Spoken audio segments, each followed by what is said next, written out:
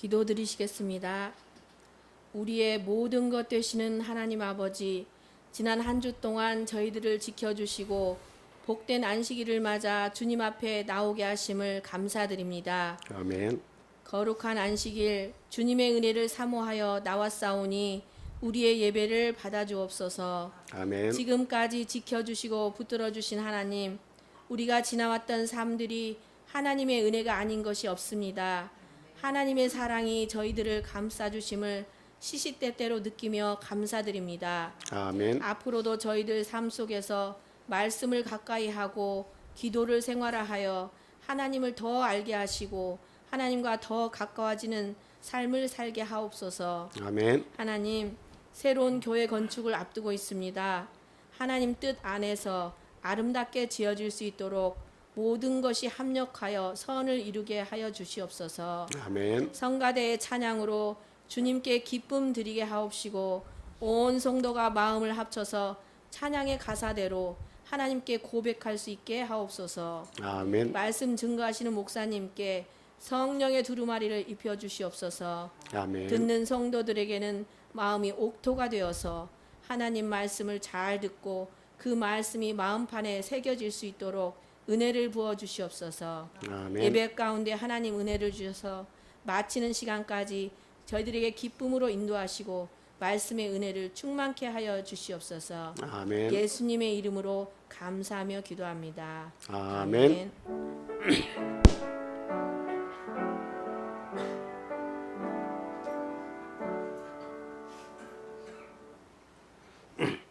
이어서 성가대 찬양 읽겠습니다.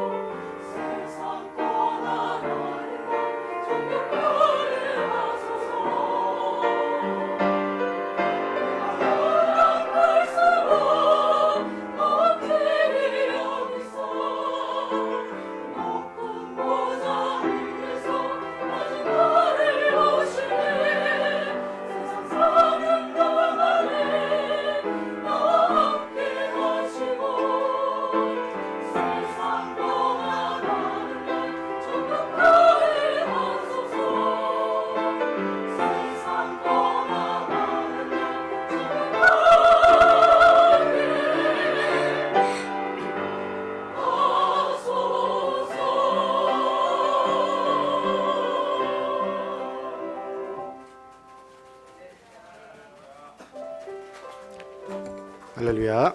감사합니다.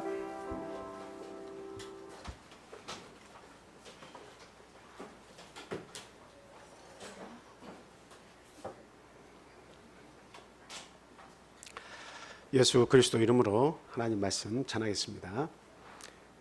다 같이 말씀 찾아보겠습니다. 고린도전서 16장 15절에서 20절까지 있는 말씀입니다.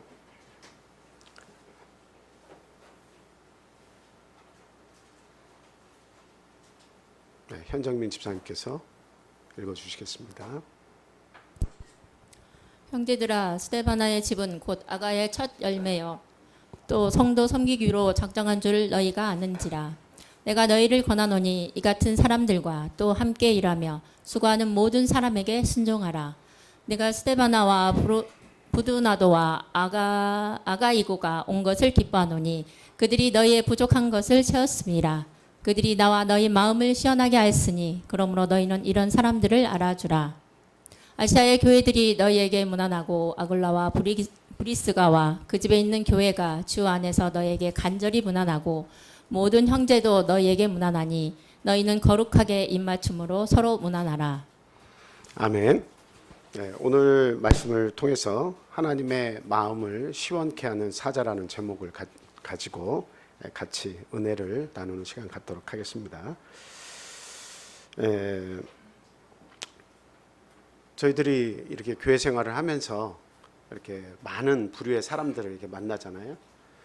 그런데 그 많은 부류의 사람들을 보면서도 어떤 분은 신앙이 서서히 이렇게 자라나가지고 나중에는 정말 참 교회와 그리고 하나님을 위해서 또 성도들을 위해서 이렇게 굳은 믿음으로 봉사하게 되는 그런 사람을 또 보기도 하고요. 또 어떤 분들은 열심히 신앙생활을 처음에 막 해가지고 불붙듯 하다가 어느 순간 그것이 마치 연탄불을 피웠다가 재가 되면 식으면 이렇게 굉장히 이렇게 뭐라고 할까요? 열기를 내지 못하는 것처럼 빨리 식어가지고 하나님에 대한 그런 일들을 성실히 행하지 못하는 그런 경우에 그런 사람들도 우리가 많이 만납니다. 과연 나는 어떤 사람인가? 오늘 본문의 말씀을 통해서 같이 생각을 해봐야 되겠습니다.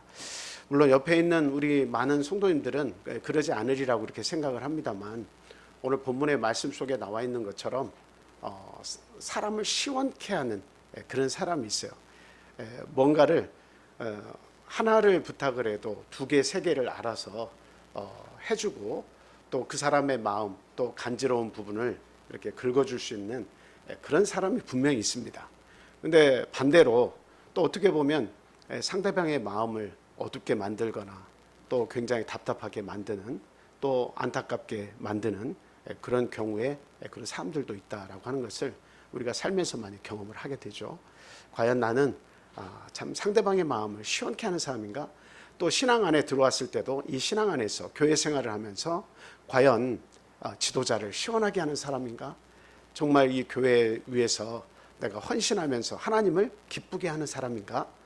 그런 것들을 우리가 항상 생각을 하면서 살아야 되겠습니다.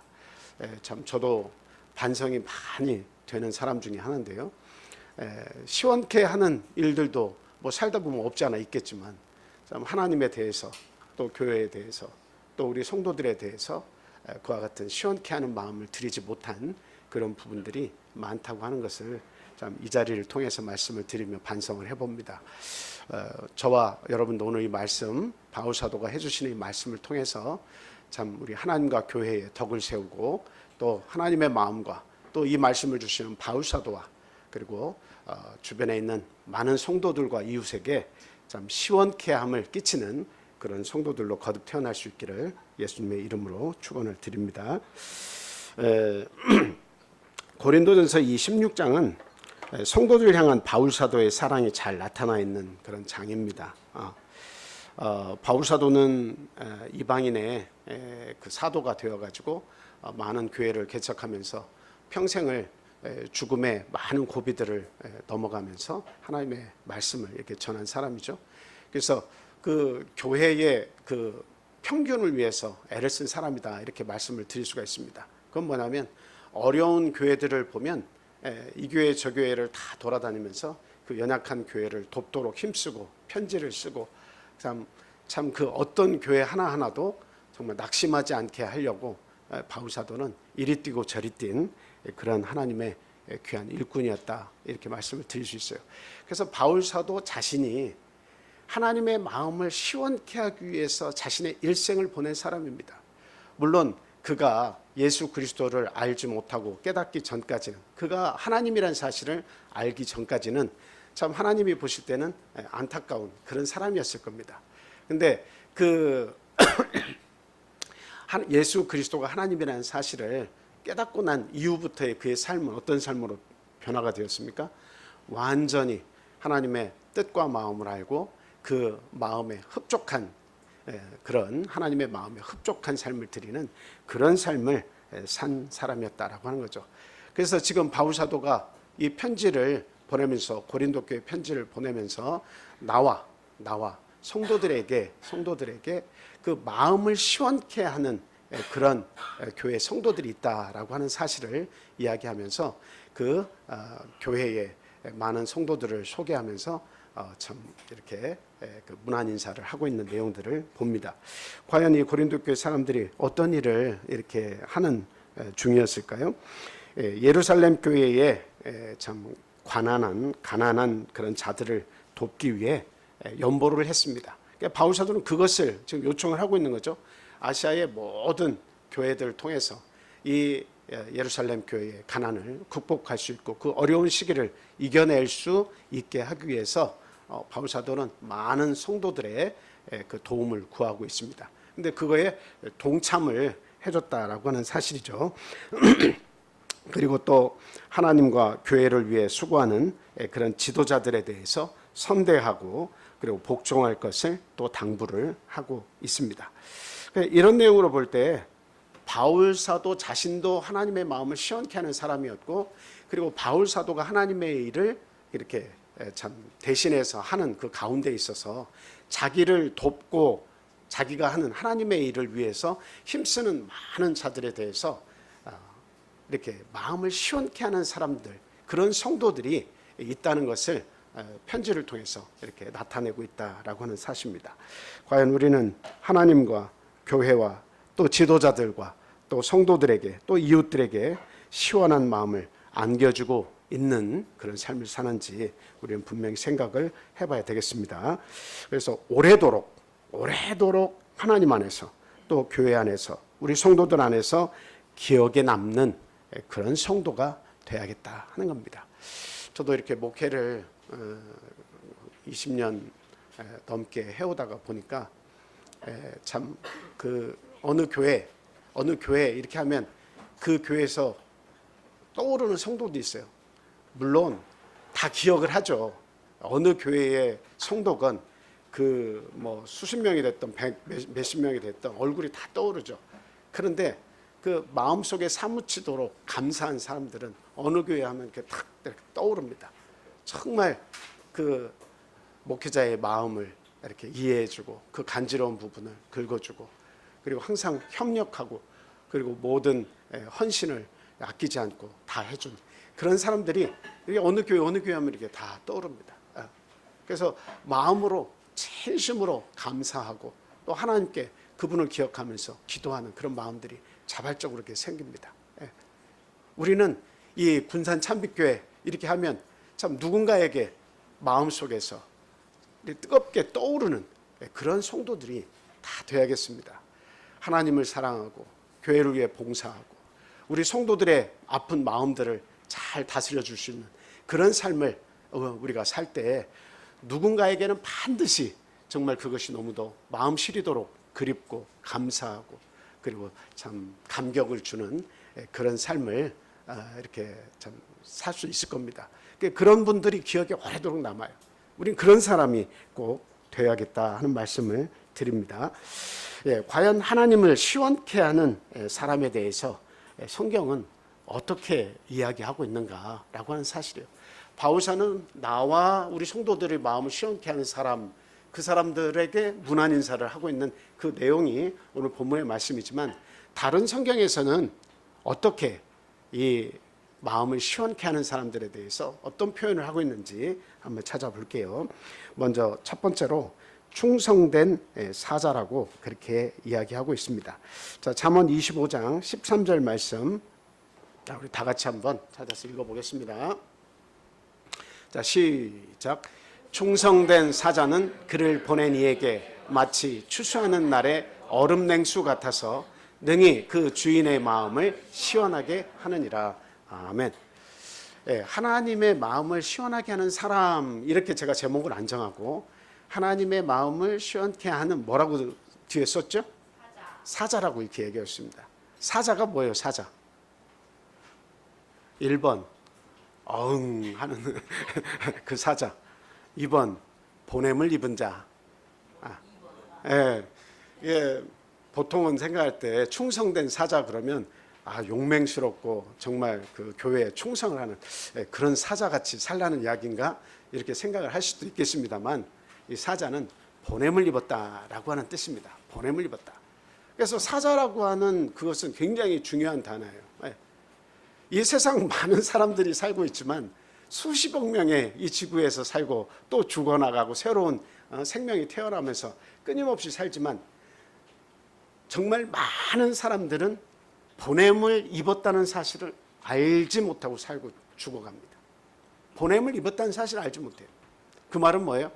그냥 운명에 의해서 내가 태어났고 그러니까 그냥 태어난 거예요. 누가 나를 보낸 것이 아니고 나는 그냥 태어난 거예요. 근데 운 좋게 누구 참 부유한 부모이지만 태어났고 운 좋게 똑똑한 머리를 가진 부모의 밑에서 태어났고 운 좋게 재능을 가진 자의 밑에서 태어나서 내가 그 재능을 가지고 내가 똑같이 살아가는구나 은혜를 입고 이 정도로 생각하는 거지 보냄을 입었다라고 생각하면서 사는 사람들은 극히 드물어요. 그런데 유독 종교를 가진 사람들은 보냄을 입었다는 사실을 인정하고 사는 사람들이다라고 하는 사실이에요. 이게 일반 삶을 사는 사람들과 또 더 나아가서 많은 종교가들 중에 하나님을 아는 사람들의 차이가 바로 그거예요. 보냄을 입었다고 하는 사실이에요. 보냄을 입었다. 어떤 불교 같은 것은 보냄을 입었다라고 하는 것은 생각을 잘 안 되죠. 보냄을 입어서 내가 사는 것 그건 잘 생각이 안 됩니다. 석가모니가 그 불교를 이렇게 시작을 했지만 석가모니를 통해서 내가 나온 게 아니잖아요. 그 많은 세상의 중생들이라고 자부하는 사람들이 석가모니가 보내서 온 게 아니잖아요. 그냥 계속 태어나고 죽고 윤회 속에서 더 좋은 것을 지향하고 이 사회와 이 세상에서 참 복된 삶을 살아서 더 좋은 생을 살고 극락을 가고 뭔가 이런 것을 추구하는 것이지만 내가 보냄을 입어서 목적을 가지고 그분의 뜻대로 살아간다라고 하는 부분들에는 부족함이 있습니다. 어떤 종교를 제가 비방하려고 하는 것이 아닙니다. 그런데 기독교는 철저히 오늘 저희들을 향해서 이야기하고 있는데 보냄을 입은 자다라고 이야기하고 있다라고 하는 겁니다. 이 사실을 깨닫는 것이 대단히 중요해요. 여러분은 하나님께서 나를 이 땅에 보내셨구나 하는 것을 인식하면서 살아갑니까? 내가 스스로 태어나서 그냥 내가 원하는 삶을 살다가 가면 그만입니까? 아니면 하나님께서 나를 보내셨고 보내신 자의 목적이 있고 나는 그 뜻대로 살아야 한다고 하는 그런 삶을 내가 살고 있습니까? 그것을 분명하게 여러분들이 알아야 된다 이 말이에요. 그래서 충성된 사자, 충성된 하나님의 일꾼, 충성된 하나님이 보내신 자들은 누구의 마음을 시원케 하는 사람이에요? 뭐라고 되어 있죠? 잠언서 금방 읽었잖아요. 누구의 마음을 시원케 하는 사람? 그 주인의 마음, 보낸 사람의 마음을, 보낸 주인의 마음을 시원하게 한다. 이렇게 이야기하고 있습니다. 보낸 자의 마음을 시원하게 한다.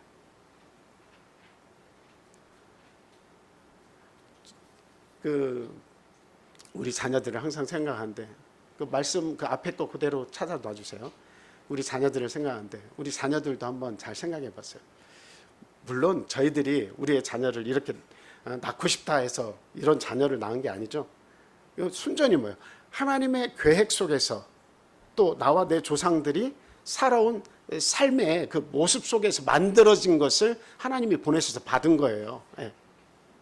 내 뜻대로 뭔가 이런 거 제하고 이런 좋은 유전자만 받아 난 아기를 내가 낳아야겠다 해서 결코 자기의 뜻대로 되는 게 결코 없습니다.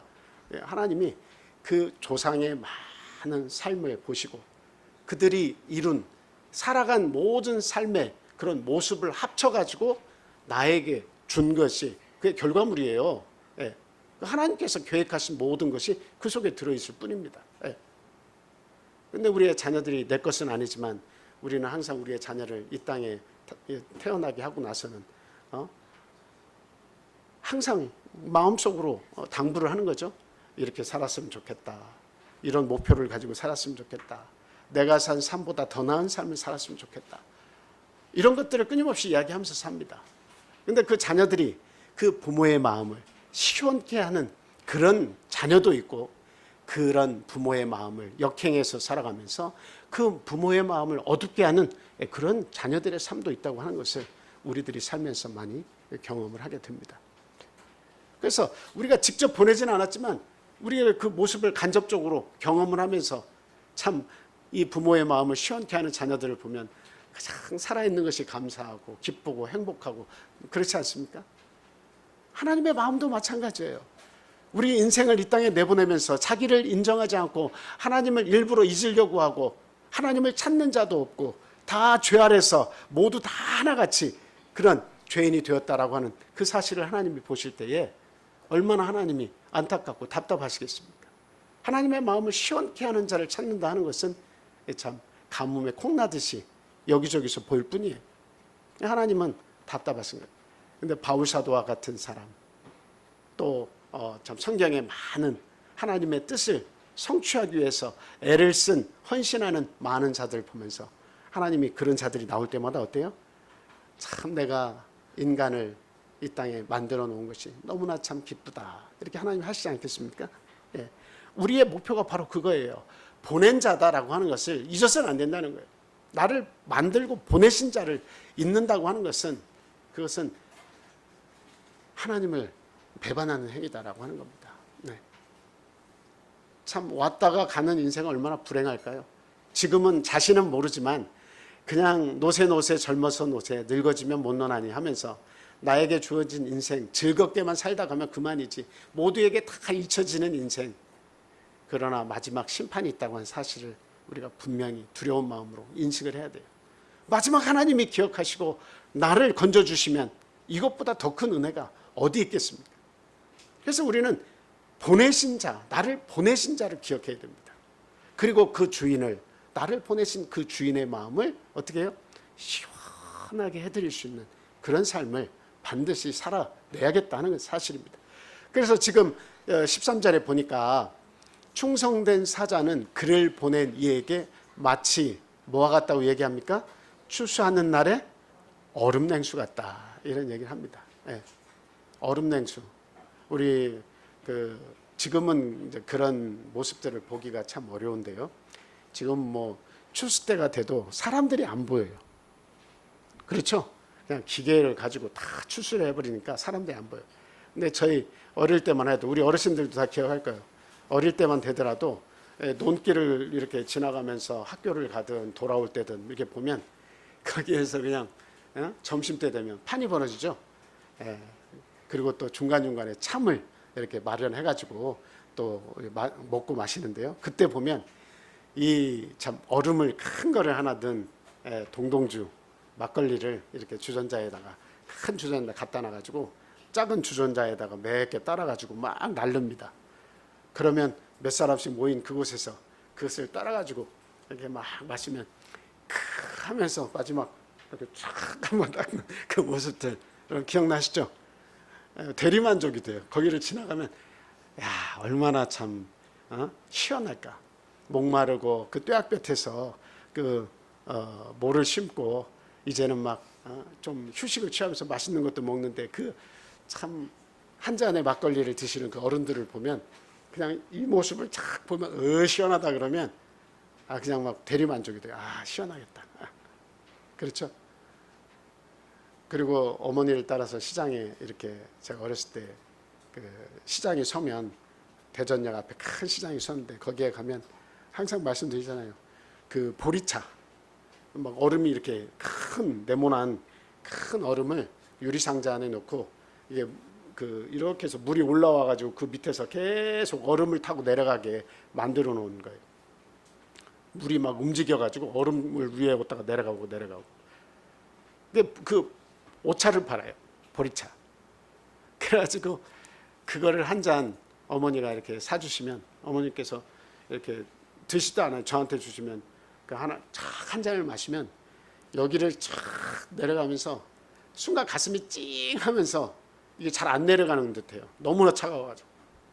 그래가지고 꿀꺽 삼키면 그 이제 차가운 것이 뜨거운 건지 차가운 느낌이 없을 정도로 막 너무 쎄한 느낌이 들면서 그 막 목을 타고 쭉 내려가면 당분간은 이게 막 이게 마비가 된 듯한 느낌이 딱 지나고 이제 오죠. 그거 지나고 나면 그 차가운 기운이 이렇게 퍼져나가죠.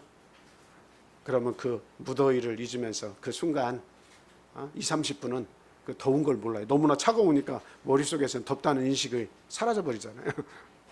그래서 참 추수하는 날에 그 열심히 일하고 그 뙤약볕에서 그 고된 노동을 하고 난 다음에 얼음 냉수, 그 얼음에 탄 막걸리 한 잔을 마시는 것과 같은 그런 시원함, 그와 같은 냉수의 시원함 같은 이와 같은 것을 누구의 마음에 끼치는 거예요? 하나님의 마음에 끼치는 거예요. 나를 보내신 이에게 하나님께서 시원하다. 네가 사는 그 모습을 보니 시원하다. 그것을 우리가 하나님의 마음에 끼쳐드리는 겁니다. 그게 오늘날 저와 여러분들이 살아내야 할 삶이다 하는 것을 이렇게 말씀을 드립니다. 성경은 그렇게 이야기하고 있어요. 충성된 사자는 마치 그 얼음 냉수와 같은 사람이다 이렇게 얘기하고 있죠. 여러분 구약 시대에 충성된 그 사자의 대표적인 인물이 누굽니까? 여러분들이 생각해 볼 때 많은 분들이 있겠지만 누가 생각나죠? 충성된 사자. 아브라함도 점점 그 믿음의 조상이 되게까지 이렇게 밑에서부터 끄집어 올렸죠. 많은 실수의 사람이지만 충성된 사자의 삶을 살았어요. 근데 구약하면 대표적인 인물이 하나 딱 떠오르는 사람이 있어요. 모세입니다. 모세는 충성된 사자의 삶을 살았어요. 자, 한번 찾아볼게요. 자, 히브리서 3장 5절, 6절 말씀인데요. 5절만 먼저 다 같이 읽어보겠습니다. 자, 시작. 또한 모세는 장래에 말할 것을 증언하기 위하여 하나님의 온 집에서 종으로서 신실하였고, 신실했다. 신실했다. 영어로는 faithful 이렇게 얘기하고 있는데 그 faithful이라고 하는 것이 뭐냐? 그것이 뭐냐? 신뢰할 만했다라고 하는 거예요. 하나님께서 신뢰할 만했다라고 하는 거예요. 그 하는 모든 행위가 신뢰할 만했다. 다윗을 향하여서 하나님께서 하신 말씀이 뭐예요? 내 마음에 합한 사람. 내 마음에 합한 사람. 참 이런 단어는 참 우리의 삶을 살 때 하나님께서 주실 수 있는, 인간에게 주실 수 있는 최고의 단어가 아닌가 그런 생각을 합니다. 내가 너 참 신뢰할 만한. 우리는 하나님을 향해서 신뢰하지만 하나님께서 우리를 향해서 너 참 믿을 만하다라고 하는 말은 이게 결단코 쉬운 말씀이 아니거든요. 가벼운 말씀이 아니거든요. 하나님께서 다윗을 향해서 내 마음에 합한 사람, 합하다. 내 마음에 딱 부합된다. 합하다. 이렇게 말씀을 했을 때에 그 다윗의 삶이라고 하는 것은 도대체 어땠길래 하나님이 내 마음과 딱 맞아떨어진다고 그렇게 이야기했을까? 그것을 생각해 보면 다윗은 그 삶 자체가 그냥 하나님이 그 간지러운 부분, 하나님이 원하시는 부분들에 딱딱딱 알아서 그 일을 행하는 그런 사람이었다라고 하는 것을 우리가 꼭 생각해 볼 수 있습니다. 그러니까 참 오늘날 제 삶을 이렇게 비교해 볼 때는 참 너무 안타까워요. 이런 모세와 같은 사람, 다윗과 같은 사람, 이런 사람들과 참 감히 견줄 수도 없지만 그렇게 옆에 대어놓고 보면 하나님의 마음을 내가 언제 긁어드린 적이 있으며 하나님의 마음을 내가 어떻게 흡족하게 해드린 적이 있으며 내가 어떻게 신앙생활하면서 그 하나님의 마음을 시원케 했던가라고 하는 것들이 참 저에게 이렇게 다가오면 마음이 너무 죄송스럽고 참 아플 따름입니다. 이 모세는 장래에 일어날 하나님의 모든 계획된 일들을 그 증언하기 위해서 하나님의 온 집에서 뭐로서? 지도자로서 군림하면서 살았다는 게 아니죠. 종으로서, 하나님의 종으로서 신실했다. 신뢰할 만했다. 하나님께서 신뢰할 만했다라고 이야기를 하고 있습니다. 이게 모세의 모습이에요. 그러면 하나 더. 신약시대에서 여러분 하나님의 마음을 가장 시원케 한 그런 인물이 있다면 여러분 누구를 떠올립니까? 누구겠어요? 예? 물론 바울은 지금 계속 얘기하고 있죠. 예, 얘기하고 있어요. 그 인물 말고 물론 베드로도 시원케한 사람이 다 맞아요. 다 맞아요. 근데 이렇게 꼭 해야 답이 나올 것 같아요. 구약시대를 대표하는 사람은 모세였어요. 하나님의 신실한 종. 그럼 신약시대를 대표하는 인물, 하나님의 마음을 시원케 한 인물이 있다면 누구일 것 같아요? 예수님이십니다. 예수님은 죽기까지, 예수님은 자기의 생명을 십자가에 내놓으면서까지 그 아버지의 마음을 시원케 한 사람이다라고 하는 거예요. 하나님이시지만 사람의 모습을 가지고 이 땅에 오셔서 그 인류의 죄악을 대신 지시고 십자가에서 돌아가셨는데 그 사역을 완성하시기까지 얼마나 힘들고 참 사람들에게 오해받고 외면받고 고통스러운 그런 삶을 살다가 십자가에 죽어주셨습니까? 근데 결국 하나님의 마음을 끝까지 어떻게 해요? 시원케 해드린 그런 삶을 살아드렸다라고 하는 사실입니다. 그래서 어느 누구보다 가장 충성된 사자, 하나님께로부터 보냄을 입은 자, 그것으로 인식하고 내 뜻대로 마옵시고 아버지의 뜻대로 하옵소서라고 하는 그런 신념하에 어때요? 그런 삶, 하나님께 기쁨과 시원케함을 드리는 그런 삶을 사셨다라고 하는 거죠. 자, 히브리서 3장 6절 말씀도 아까 안 읽은 말씀도 같이 읽겠습니다. 자, 읽습니다. 시작. 그리스도는 하나님의 집을 맡은 아들로서 그와 같이 하셨으니 우리가 소망의 확신과 자랑을 끝까지 굳게 잡고 있으면 우리는 그의 집이라. 우리들을 위해서 그 하나님의 집을 완성시키기 위해서, 구원의 완성을 위해서 우리 예수 그리스도도 그 앞에 있는 그 단어를 보면 그와 같이 하셨다 이렇게 되어 있죠. 근데 영어 성경을 보면 똑같이 faithful이라고 되어 있어요. 네.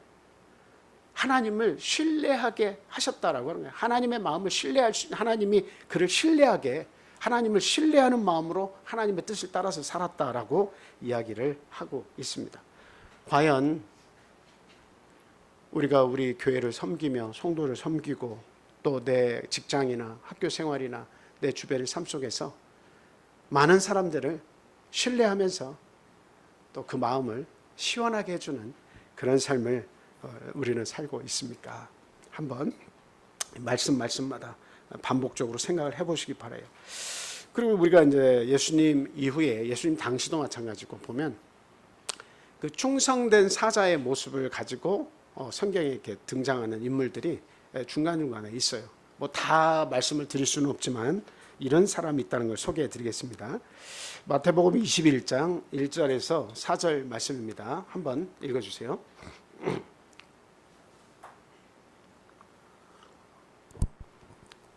그들이 예루살렘에 가까이 가서 감람산 벳바게에 이르렀을 때 예수께서 두 제자를 보내시며 이르시되 너희는 맞은편 마을로 가라. 그리하면 곧 메인 나귀와 나귀 새끼가 함께 있는 것을 보리니 풀어 내게로 끌고 오라. 만일 누가 무슨 말을 하거든 주가 쓰시겠다 하라. 그리하면 즉시 보내리라 하시니 이는 선지자를 통하여 하신 말씀을 이루려 하심이라. 일렀으되 아멘. 여기 있는 말씀 우리가 다 잘 알고 있는 말씀이죠.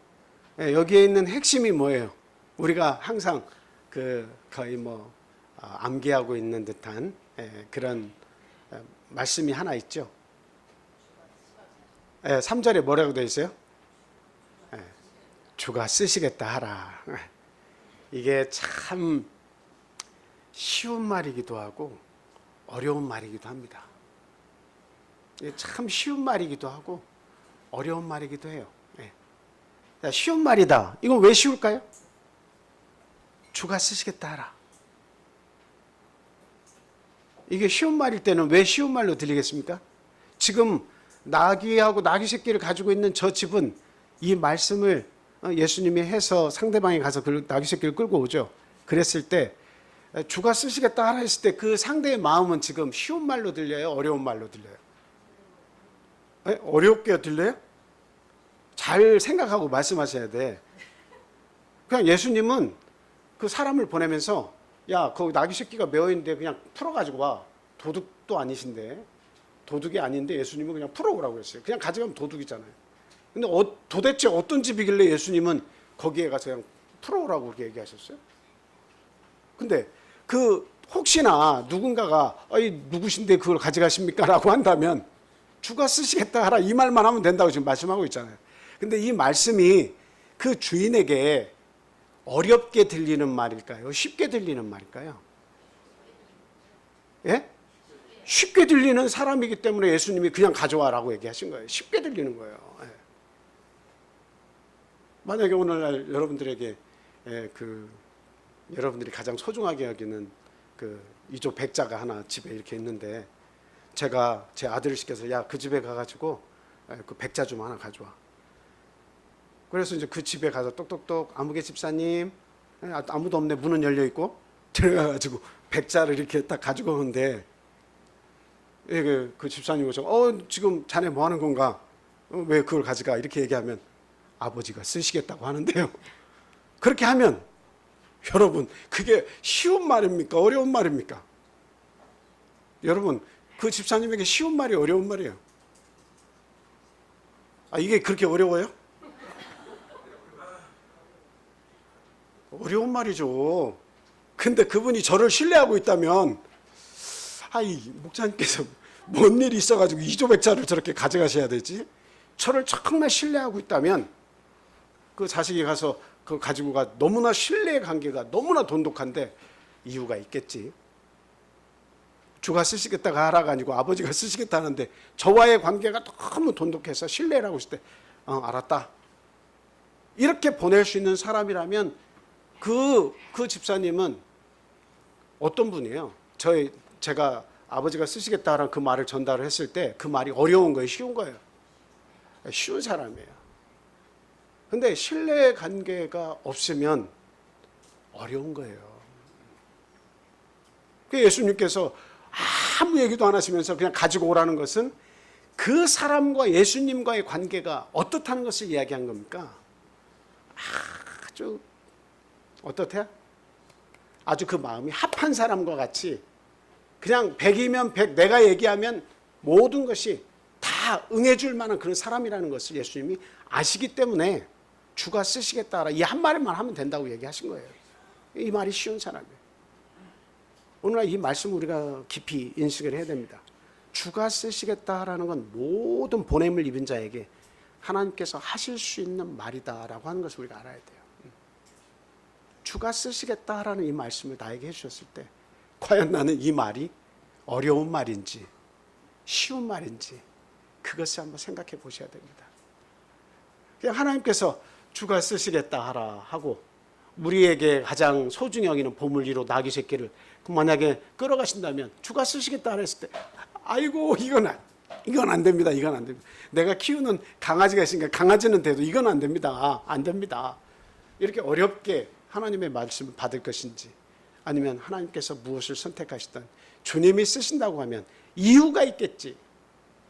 하나님의 목표와 뜻대로 살아가는 보냄을 입은 자로서 그 마음을 시원케 해야 할 그런 삶을 내가 살아드려야 되는데, 마땅히 하나님이 쓰시겠다 하면 나도 드릴 수 있다라고 하는 그런 믿음을 소유한 자인지 우리가 반드시 생각을 해봐야 돼요. 그래서 이와 같이 그 나귀를 내놓은 사람은 주인의 마음, 예수 그리스도의 마음을 시원케 하는 그런 사람이었다라고 하는 사실이죠.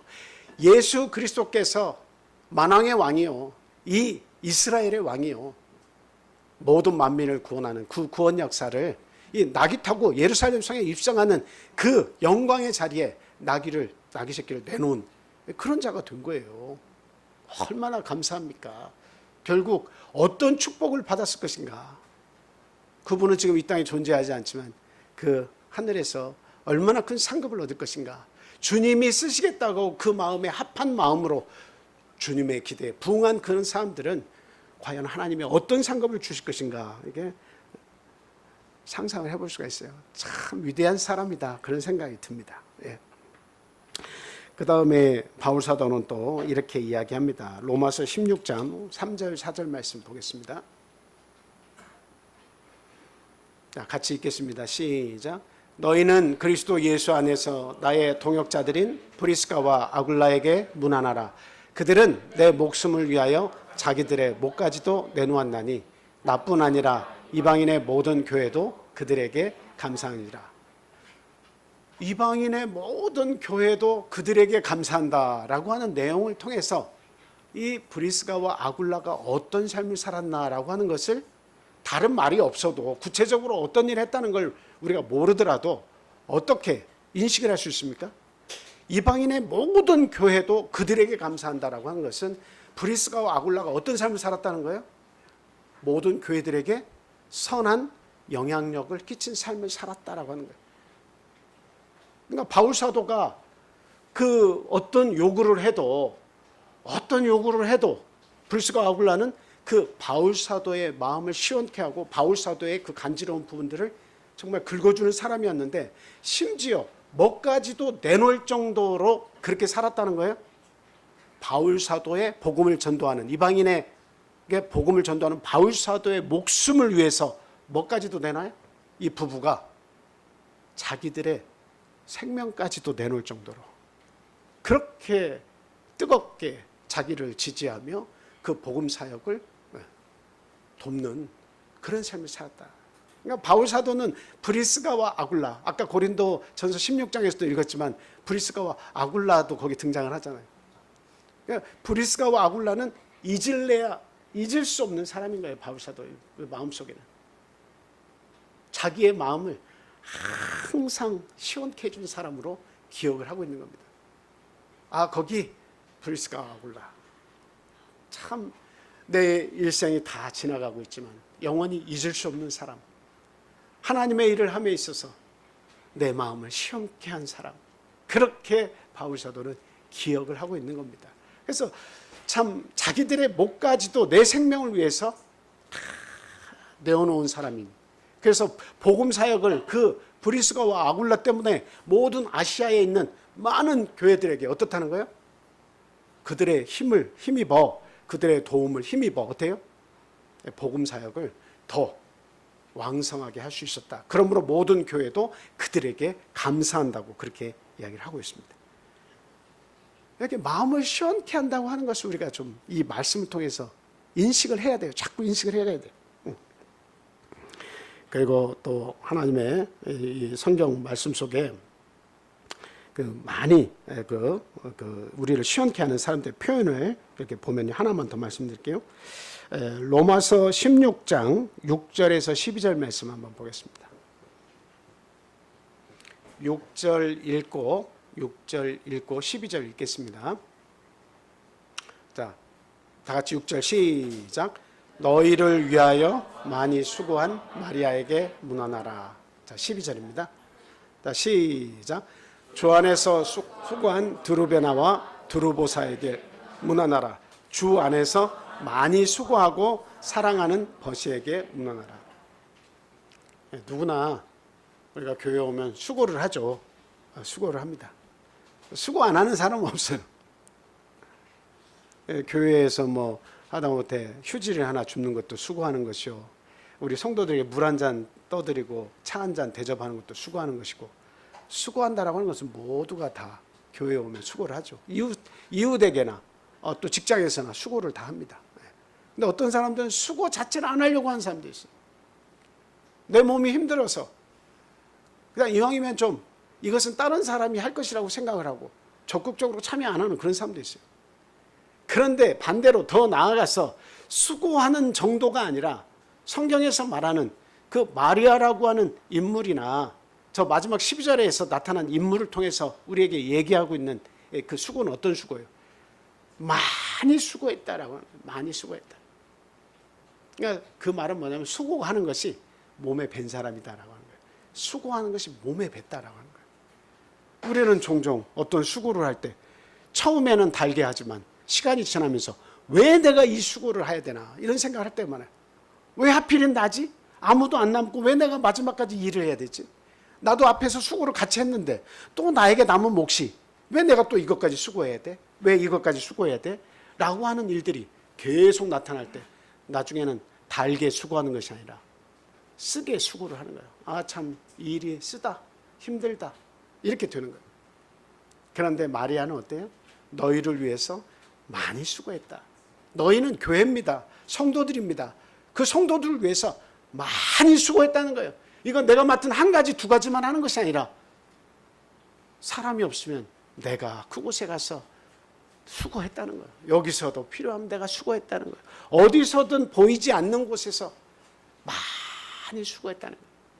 이것이 그 교회와 성도들과 더 나아가서 하나님께 뭐를 드리는 삶이에요? 그 마음을 시원케 해드리는 삶이다라고 하는 것을 우리는 기억을 해야 되겠습니다. 자, 그리고 성경에서는 크게 두 번째로 앞에는 충성된 사자라고 이야기했고 또 다른 표현을 쓰고 있습니다. 어떤 표현하고 있어요?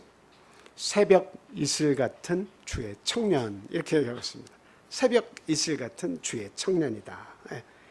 여러분 새벽 이슬 같은 사람 어떤 사람이죠? 시편 한번 우리 110편 1절에서 3절 말씀만 찾아볼게요. 자, 다 같이 읽겠습니다. 자, 3절 한번 보여줘 보세요. 자, 3절만 읽겠습니다. 시작. 주의 권능의 날에 주의 백성이 거룩한 옷을 입고 즐거이 헌신하니 새벽 이슬 같은 주의 청년들이 주께 나온도다. 아멘. 주의 권능의 날에 주의 백성이 거룩한 옷을 입고 즐거이 헌신하니 새벽 이슬 같은 주의 청년들이 주께 나오는도다. 예. 뭐 저기에 보면 거룩한 옷을 입고 헌신하고 이것이 뭐 이렇게 뭐 20대에서 40대 안에 있는 청년들만 하나님 앞에 나가는 겁니까? 그렇지 않죠. 저기서 주의 청년들은 마치 뭐와 같다는 것을 이야기하고 있는 겁니까? 그냥 나이가 드나 나이가 적으나 할 것 없이 정말 우리가 예수 그리스도로 옷 입고 하나님의 그 권능의 날, 하나님이 사랑하시고 하나님이 함께 하시는 그 날 동안에 이 교회 안에서 즐겁게 헌신하는 모든 그런 인물들은 다 마치 뭐와 같다는 거예요. 마치 뭐와 같다는 거예요. 나이가 들었던 어리든 할 것 없이 마치 뭐와 같다? 새벽 이슬 같다. 근데 그 새벽 이슬 같은 주의 청년들이라고 이야기하고 있어요. 청년들이라는 단어를 쓴 거는 그게 왕성하다는 이야기예요. 그 헌신이 왕성하다는 이야기를 하는 겁니다. 그냥 조금 하고 힘드니까 아이 나 못해. 내가 왜 이런 일까지 해야 돼. 이게 아니고 왕성하다. 나이가 어리든 나이가 많이 먹었든 하나님의 일을 하는 그 헌신 속에서 아주 풍성한 그런 힘을 가지고 하더라라고 하는 거예요. 하나님이 그래야 기억하시는 거예요. 뭐 우리가 하나님께 뭐 잘 보여야 될 이유가 뭐겠습니까? 일부러 막 거칠애로 잘 보여야 될 거 필요 없어요.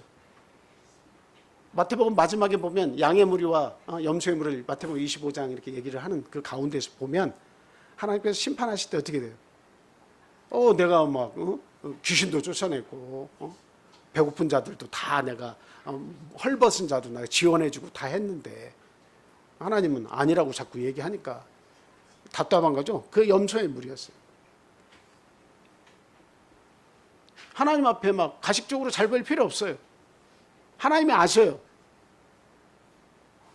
그런데 하나님 분명히 말씀하세요. 새벽 이슬 같다. 그 말은 깨끗하다. 그 마음이 깨끗하다라고 하는 사실. 하나님을 향한 마음이, 그 섬기는 마음이 깨끗하다라고 하는 거예요. 예. 이것저것 군더더기가 붙지 않았다라고 하는 사실이에요. 이것 때문에 내가 하나님 앞에 교회에서, 하나님의 교회에서 헌신하고, 이것 때문에 내가 하나님 앞에서 이런 일을 하고, 그게 아니에요. 어떤 유익이 있어서 내가 인간적으로 무엇인가 목적이 있어서 하나님 앞에 이 일을 해야 되는구나 하는 것이 아니라 새벽 이슬같이 깨끗한 마음으로 순순히 하나님을 바라보면서 내가 주님 앞에 나와서 이 교회에 봉사하고 헌신하는 거예요.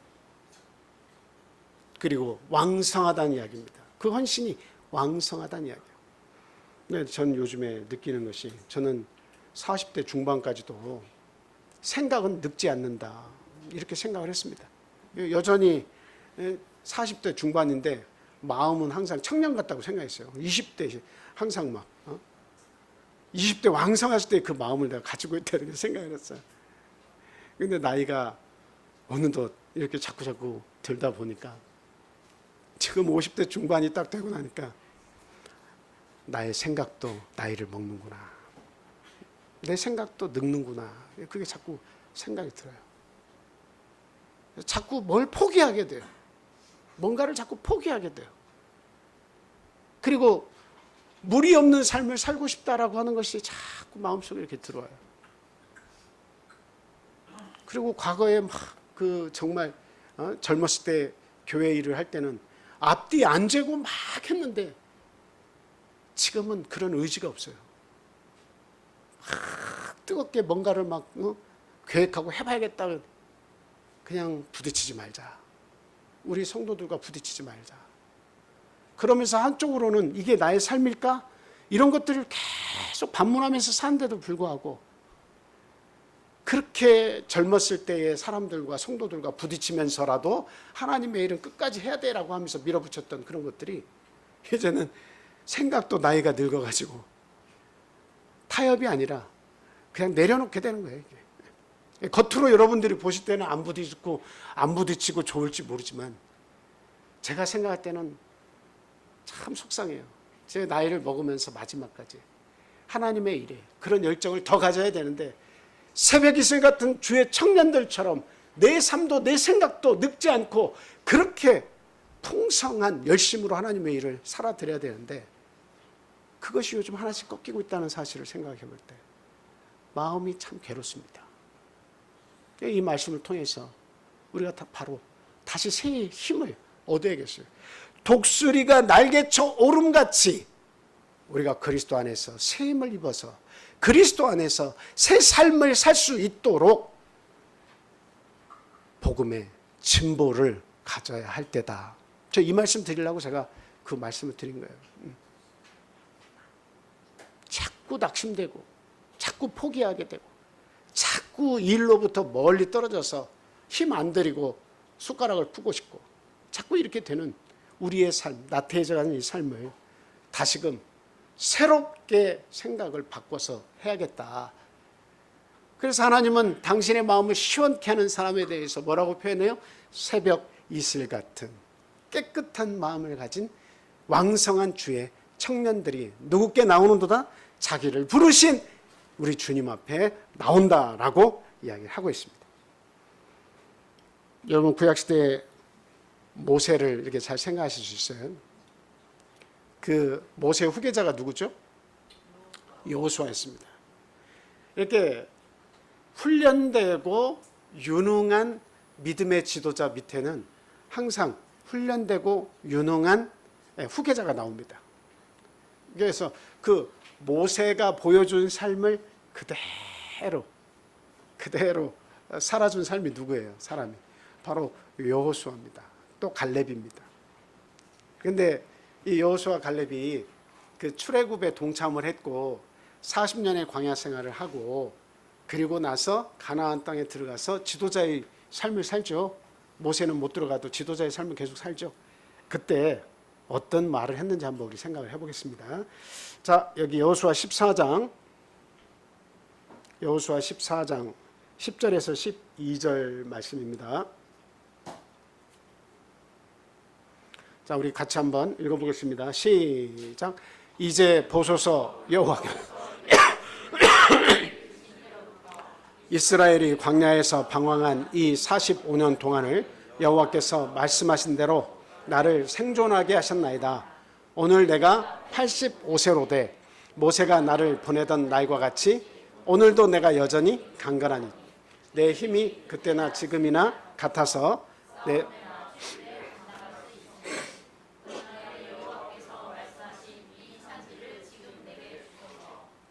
아멘.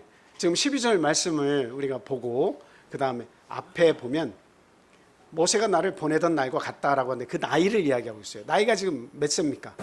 오늘 내가 85세로 돼. 여러분 이 85세가 되기까지 지금 45년의 시간이 지금 지났다고 이야기하고 있죠. 광야에서 방황한 이 45년. 사실은 그 광야에서의 40년 기간과 더불어서 5년이라고 하는 사실은 뭐예요? 그 중부, 남부, 북부 가나안의 정복 전쟁을 한 시기를 합한 거예요. 그래서 지금 어쨌든 85세가 됐다는 거예요. 여러분 모세가 살던 그 시대에 그 사람의 평균 수명이 얼마였습니까?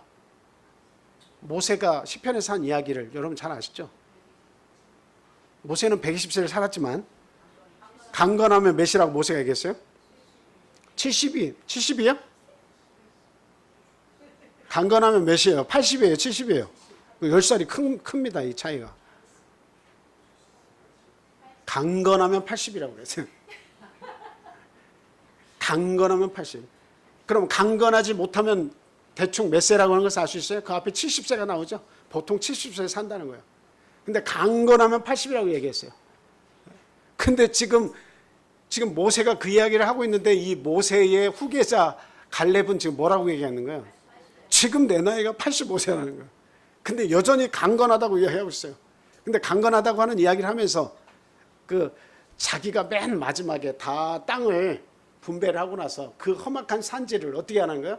85세인 나에게 다 좋은 땅을 다 분배해주고 자기는 이제 85세가 돼서 이제는 그 수고한 모든 것을 혜택을 입으면서 편안하게 살 나이인데 그 85세 때 아직도 나는 강건하니 이 산지를 나에게 주십시오 라고 이야기했다는 겁니다. 그 말은 거기에 있는 산지에 있는 다른 가나안의 다른 족속들이 살고 있겠죠. 그들과 내가 싸워서 쫓아낼 수 있습니다. 이 산지를 내가 접수하겠습니다. 이렇게 이 산지 저한테 주세요. 골치 아픈 이 산지 나에게 주세요. 남들 다 원하지 않는 이 산지를, 다른 지파들은 원하지 않는 이 산지를 나에게 주십시오. 내가 점령하고 그들을 내쫓겠습니다. 이렇게 얘기했어요. 나이는 85세고 곧 하나님이 부르실 나이지만 이런 사람들을 새벽 이슬과 같다, 새벽 이슬 같은 주의 청년들이다, 이렇게 얘기하는 겁니다. 오늘 여러분들은 새벽 이슬 같은 주의 청년들 맞습니까? 나이가 많이 들었어도 주님의 청년 맞죠? 네, 청년으로 살아가야 돼요. 생각이요, 나이 먹지 말라. 생각이 나이 먹으면 하나님의 일을 하기가 상당히 힘듭니다. 나이는 어려도 생각이 늙으면 하나님의 일을 할 수 없어요. 나이가 어려도 생각이 자꾸 노쇠화돼요. 하나님 나라 안에서. 그러면 하나님 일 할 수 없어요. 새벽 이슬 같은 주의 청년들이 다 되시기를 예수님의 이름으로 축원을 드립니다. 그런 삶을 우리가 살아야겠어요. 이제 한 가지 예만 소개해 드릴게요. 마리아라고 하는 인물이 있었어요. 여러분 마리아 잘 아시죠? 마리아. 마가복음 14장 3절에서 9절 말씀 한번 현집사님께서 읽어주세요.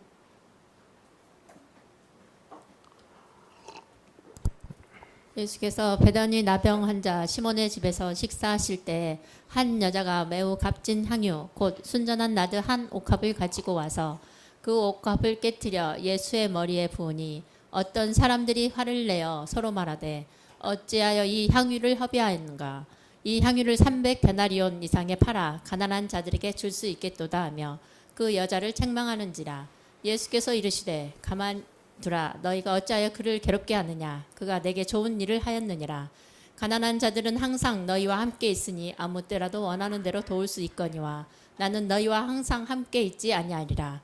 그는 힘을 다하여 내 몸에 향유를 부어 내 장례를 미리 준비하였느니라. 내가 진실로 너희에게 이르노니 온 천하에 어디서든지 복음이 전파되는 곳에는 이 여자가 행한 일도 말하여 그를 기억하리라 하시니라. 아멘. 이 말씀은 예수님이 그때 하신 말씀이지만 2000년 전에 하신 말씀이지만 오늘날까지도 복음이 전파되는 모든 곳에서 한 번씩이 아니라 반복적으로 계속 그 말씀대로 전파되는 그런 말씀 중에 하나입니다. 어디를 가든지 이 여인을 전파해라. 이게 그냥 한 일이 아니다. 근데 이 말씀을 보니까 왜 그 여인을 괴롭게 하느냐. 그 여인은 힘을 다하여 내 장례를 준비했다라고 이야기하고 있습니다. 그래서 모든 복음이 전파되는 곳에서 그 여인의 이 행한 일을 기억하도록 전파가 되게 예수님이 부탁을 하셨잖아요. 예수님은 왜 그렇게까지 말씀하셨어요? 내 마음을 너무 흡족하게 했기 때문에. 그렇게 하는 사람들이 없었어요.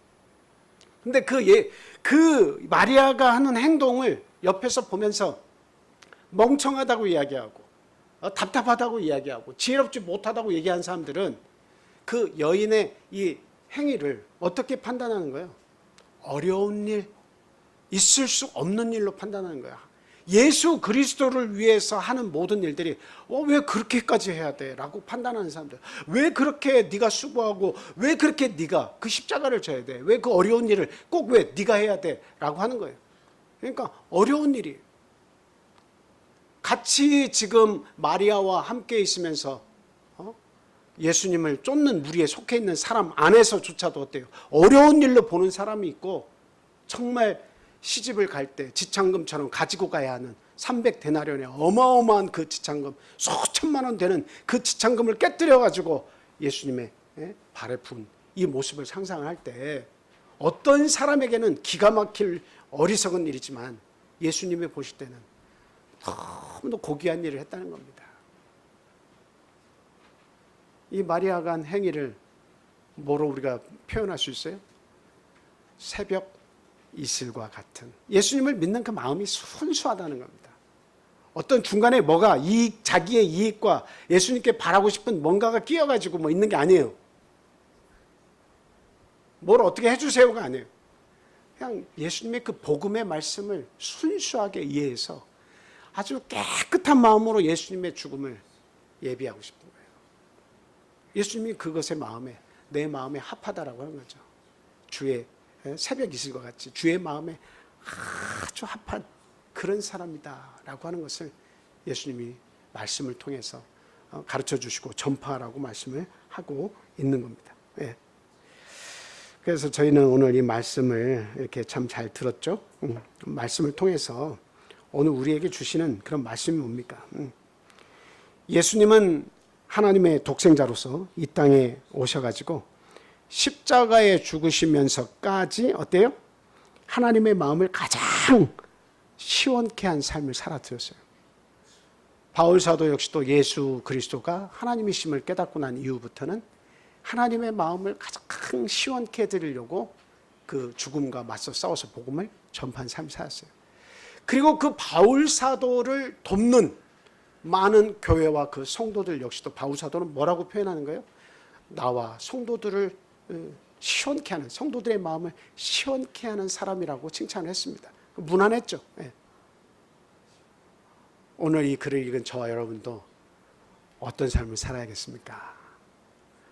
위로는 하나님의 마음을 시원케 해드리는 삶, 또 우리 이 땅에서는 교회와 또 우리 교회 지도자들과 또 우리 성도들의 마음과 내 이웃의 마음을 시원케 하는 그런 삶을 다 살아야겠다 하는 말씀을 드립니다. 자, 다 같이 묵도하겠습니다.